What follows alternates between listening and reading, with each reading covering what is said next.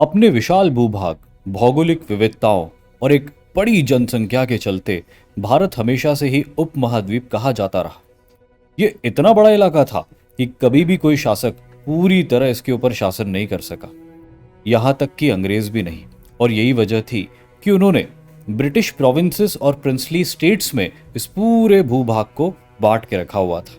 Princely states, जिसे रियासतें भी कहा जाता था, ये समूह था ऐसे राज्यों का जिनके ऊपर राजा और नवाब शासन किया करते थे। लेकिन एक ऐसा वक्त भी आया जब भारत में अंग्रेजी शासन समाप्त होने की कगार पे आया। 5 जुलाई 1947 को ऐसे ही दौर में सरदार वल्लभ भाई पटेल ने ऑल इंडिया रेडियो से एक घोषणा करी, और वो घोषणा ये करी कि ये सिर्फ एक संयोग है कि हम में से कुछ लोग ब्रिटिश इंडिया में रहते हैं और कुछ रियासतों में रहते हैं, लेकिन हमारी संस्कृति, हमारा लक्ष्य और हमारा खून एक ही है, और कोई सी भी ऐसी चीज नहीं है जो हमें आपस में बांट सके। और साथ ही साथ उन्होंने इस उद्घोषणा के कई रियासतों के राजाओं को संविधान सभा में आमंत्रित कर दिया था। जुलाई 1947 में ही लॉर्ड माउंटबेटन ने आखिरी बार आधिकारिक रूप से रियासत के राजाओं को एक साथ इकट्ठा करके संबोधित किया और अपना प्लान यानी कि माउंटबेटन प्लान उनको बताया, जिसमें उन्होंने बताया कि भारत आज़ाद होगा लेकिन उसका विभाजन भी होगा। ब्रिटिश प्रोविंसेस के वो इलाके जहाँ पे हिंदू मेजॉरिटी में है वो बनेगा भारत, और जो इलाके मुस्लिम मेजॉरिटी में है वो बनेगा पाकिस्तान।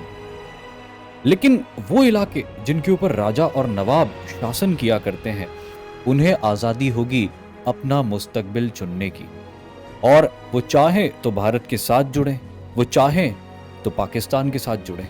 लेकिन साथ ही लॉर्ड माउंटबेटन ने सारे राजा और नवाबों को ये बात भी कही कि आप चाहे जो भी फैसला लें, लेकिन इस बात का ज़रूर ध्यान रखें कि वो फैसला प्रैक्टिकल होना चाहिए।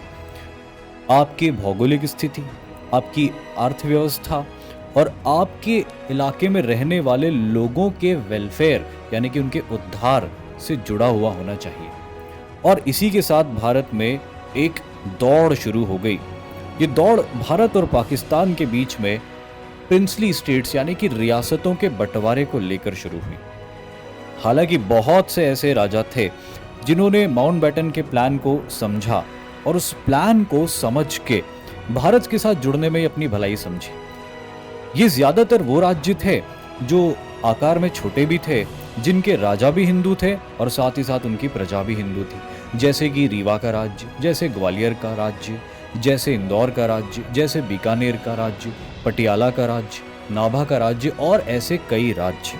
लेकिन कुछ राज्य ऐसे भी थे जो बड़ी टेढ़ी खीर साबित हो रहे थे, जो भारत के साथ जुड़ना नहीं चाहते थे। भाई या तो वो पाकिस्तान के साथ जुड़ना चाहते थे या फिर अपना एक अलग ही अस्तित्व कायम करके रखना चाहते थे।